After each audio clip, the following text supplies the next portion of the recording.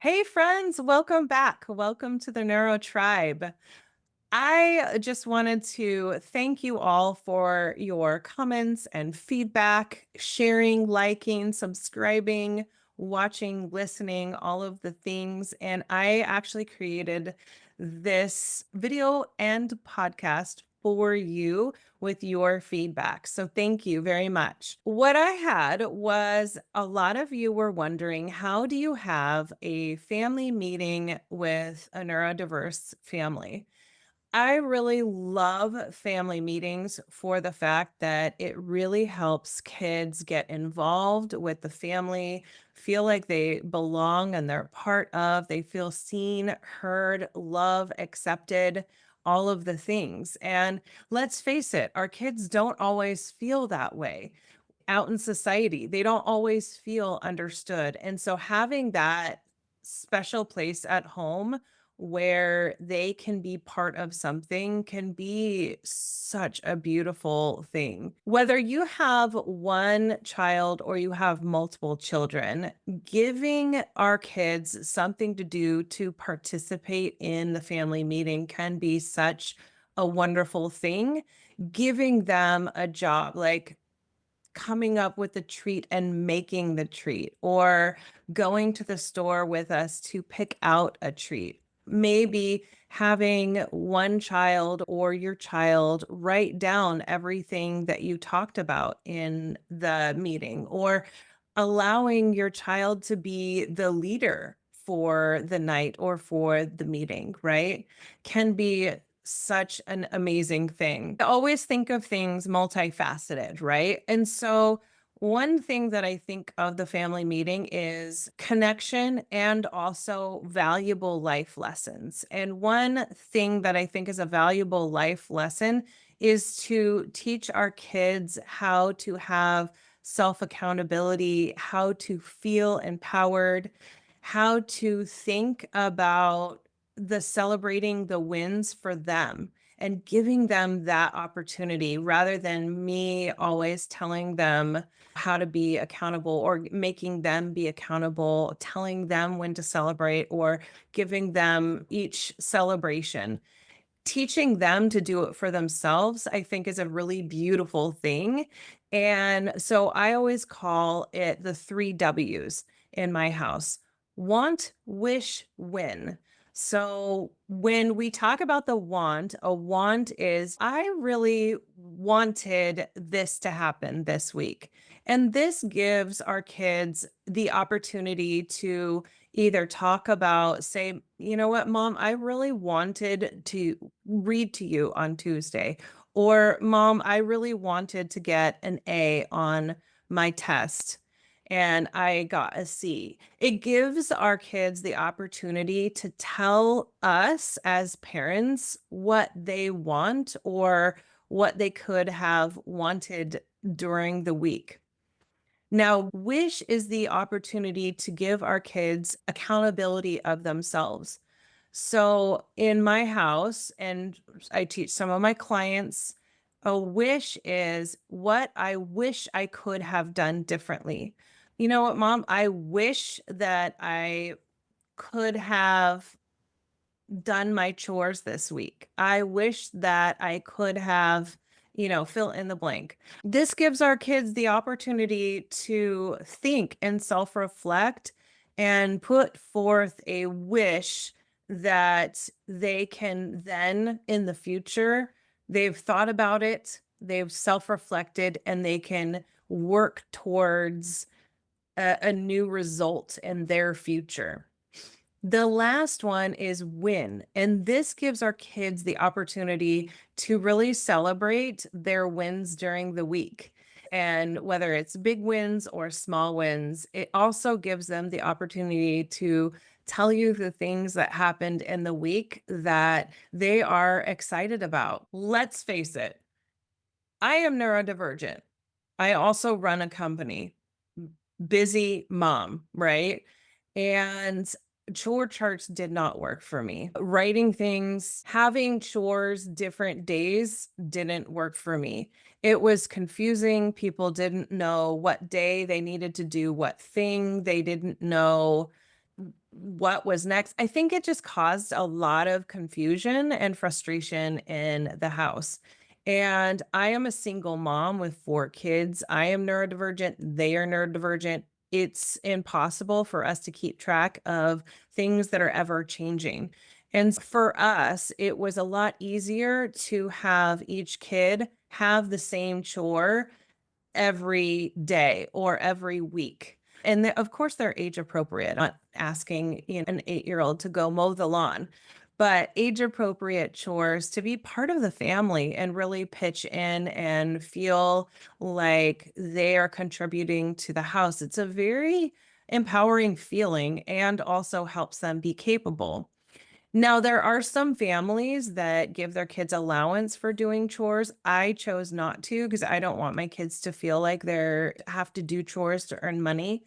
In my opinion, we are all a team. We are all pitching in to work together to keep the house running. And also, being able to do things and learn new skills is a very important thing for our kids because it helps them build that confidence. Another thing that I really like doing with the chores is giving your kids a compliment on the chores that they are doing around the house, being very specific with the compliment of, hey, I really appreciate when you cleaned the kitchen, you scrubbed the counters and they look really good. And the stove I noticed was extra clean this week. Good job. Things like that, where you are telling them exactly what you appreciated about what they did, can give them the sense where they know that as they are doing the chores that you see what they do and they feel like you value what they're doing to contribute to the house. Another thing that can be so nice is bringing our kids in and talking to them about dinners and having them help with different ideas for dinners. This can really spark some interesting conversations, I think, because you get to hear not only the foods that your kids like, but maybe something that they want to try that's new. Some of our kids want to help and learn how to cook and help with dinner. This is a life skill that they will take on forever. I have clients that are in their 20s that never learned how to cook. And so they're just now learning how to cook and they are loving it. It helps them feel really good. It helps them feel like they are part of the family and they are contributing. And it's so nice to be able to do that also with our younger kids. With my kids, I think I just searched on Amazon toddler cutting knives, and it's these knives that you can buy that can cut vegetables or cut foods, but it doesn't cut the kids' hands. It won't hurt the kids. And so my kids learn to use those first. And then, of course, when they're older and they got more dexterity, they graduated to the big people knives. So that's something that's an option. It's not for everyone. It's not for every family, but it is something that we can help encourage with our kids. There are kids that really enjoy baking, enjoy cooking, and for some of our kiddos, it ends up being a way where they are able to process and think through some of their thoughts and process emotions as they are cooking or baking, or it can be one of their creative outlets. So I find this to be fun to talk about in family meetings. One thing I really like is having our family members tell each other what they like and or love about each other. It can be something like, I really love the way that you laugh. Or sometimes it can be, I like the shoes that you were wearing today. But giving that opportunity to allow family members to tell each other what they like or love about each other can be a bonding moment for us.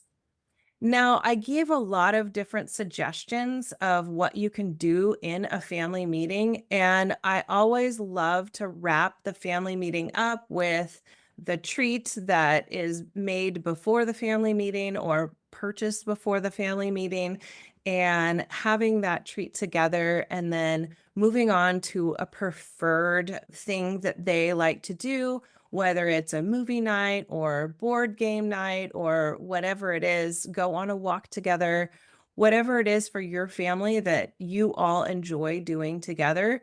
It creates this special time for you and your family to be able to enjoy each other's time. Now, one thing that I really noticed is at first, family meetings can be a hot mess. You could have maybe some yelling going on, people wanting to leave, people wanting to, maybe you have kids that aren't wanting to sit at the table.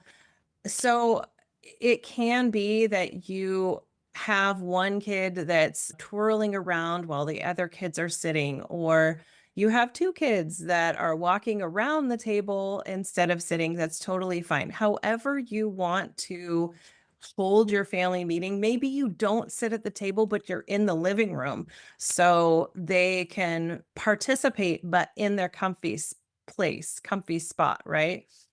And having the family meeting be a hot mess at first is okay. And allowing it to end early, or maybe you have some arguments at first. This is all normal until kids get used to the rhythm of the family meeting.